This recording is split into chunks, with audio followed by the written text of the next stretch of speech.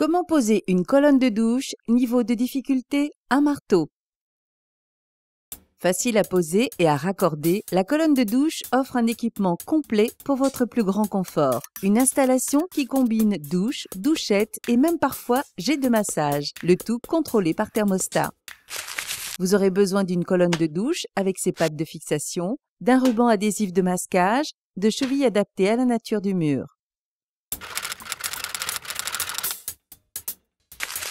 Munissez-vous d'un mètre, d'un crayon, d'un niveau à bulles, d'une perceuse à percussion, d'un maillet caoutchouc, d'un tournevis cruciforme, de 2 clés à molette, d'un foret pour céramique, d'un foret adapté à la nature du mur.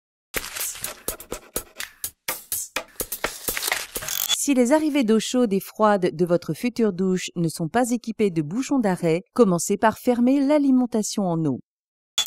La colonne de douche repose sur des pattes de fixation à cheviller au mur. Son épaisseur lui permet de masquer les arrivées d'eau et les raccordements. La pomme de douche doit venir se placer à environ 30 cm au-dessus de la tête. En moyenne, on place donc la pomme à 2,10 m de haut par rapport à la surface du receveur. Le tracé. Pour vous simplifier le repérage, collez une bande d'adhésif de masquage à l'aplomb des arrivées d'eau. Repérez l'axe de pose de votre colonne et tracez la verticale sur l'adhésif. Reportez d'un trait la hauteur de la pomme de douche.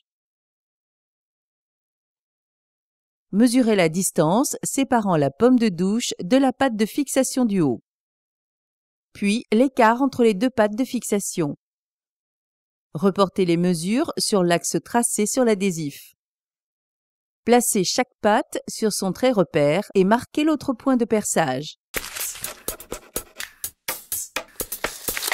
Perçage.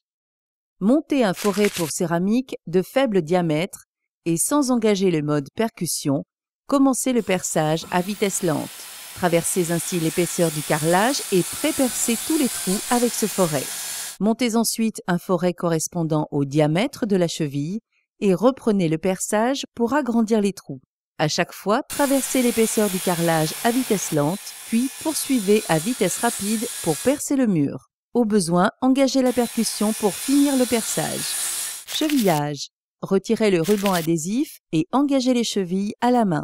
Poussez avec un maillet en caoutchouc en faisant très attention de ne pas frapper le carrelage. Fixez les pattes en préférant un tournevis à main afin de ne pas risquer de forcer sur le carrelage, surtout si vos perçages sont près du bord d'un carreau. Sur certains modèles, le fabricant a prévu un joint à chaque vis pour éviter les infiltrations.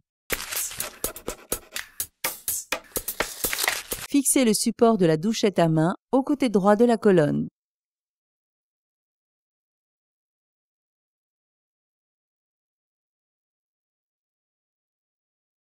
Installez la pile, puis mettez en marche le thermomètre. Raccordez les arrivées. Vérifiez la présence de joints d'étanchéité au bout des flexibles avant de les raccorder sur les arrivées d'eau, le bleu à l'eau froide à droite et l'eau rouge à l'eau chaude à gauche. Serrez à l'aide des 2 clés à molette. Ouvrez l'alimentation en eau et vérifiez que votre montage ne présente aucune fuite. En sortie murale, mettez un coude en position haute ou basse pour que le flexible ne soit pas plié à angle droit. Posez la colonne. Engagez la colonne sur ses pattes de fixation, tirez un peu vers le bas pour qu'elle descende sur les pattes et se plaque bien contre le mur. Vérifiez la verticalité et corrigez au besoin en donnant des petits coups latéraux de la paume de la main.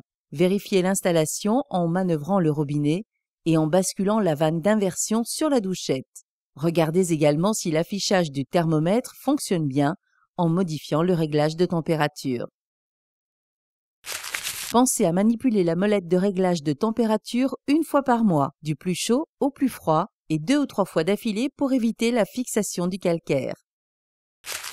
Un équipement complet et facile à installer pour votre espace douche. Une question, un doute, un conseil? Contactez le 0810 634 634.